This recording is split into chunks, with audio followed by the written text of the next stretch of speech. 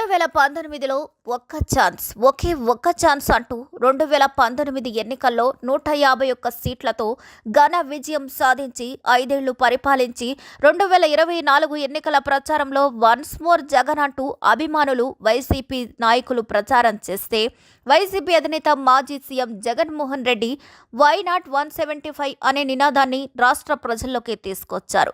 2024 ఎన్నికలు మనవే, మరో 30 ఏళ్ల పాటు మన పార్టీదే అధికారం, ప్రజలు మన పక్షానే ఉన్నారు అని పార్టీ నాయకులకు కార్యకర్తలకు జోష్ నింపి ఎన్నికల ప్రచారం చేశారు.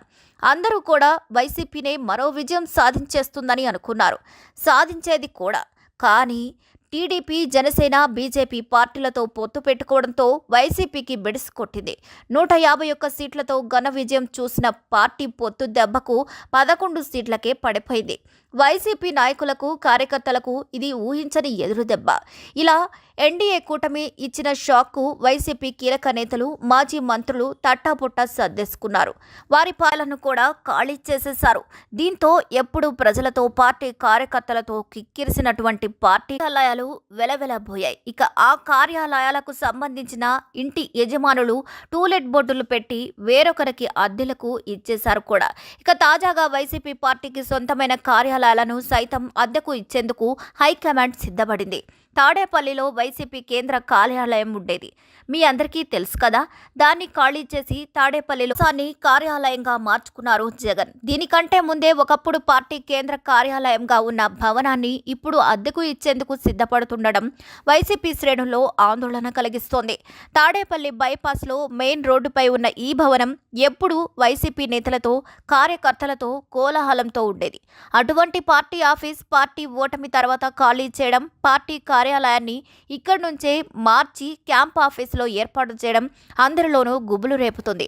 దీనికి అసలు కారణం తాడేపల్లిలో తన నివాసంలో ఏర్పాటు చేసిన కార్యాలయాలకి సామాన్య కార్యకర్త వెళ్లలేని పరిస్థితి. జగన్ వచ్చినప్పుడే ఆ కార్యాలయం సందడిగా ఉంటుంది, లేకుంటే ఒక్కడు కూడా ఉండని పరిస్థితి.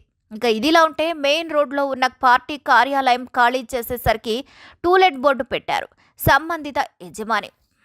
అయితే ఆ యజమానికి వైసీపీ ఇంకా చెల్లించాల్సిన బకాయిలు చెల్లించలేదనే ప్రచారం జోరుగా జరుగుతుంది. దీంతో విమర్శకులు 5 ఏళ్ల అధికారం అనుభవించిన వైసీపీ అద్దె కట్టకపోవడం ఏంటి, పాలించిన టైంలో వెనకేసిన డబ్బు ఏం చేశారో అంటూ విమర్శిస్తున్నారు. అంతేకాదు, అధికారం ఉన్న రోజుల్లో 30 ఏళ్లు వైసీపీదే అధికారం అంటూ బీరాలు పలికిన జగన్ సొంత ఆఫీస్ లేని దుస్థితిలో ఉన్నాడని వైసీపీ కార్యకర్తలు గుసగుసలాడుతున్నారు.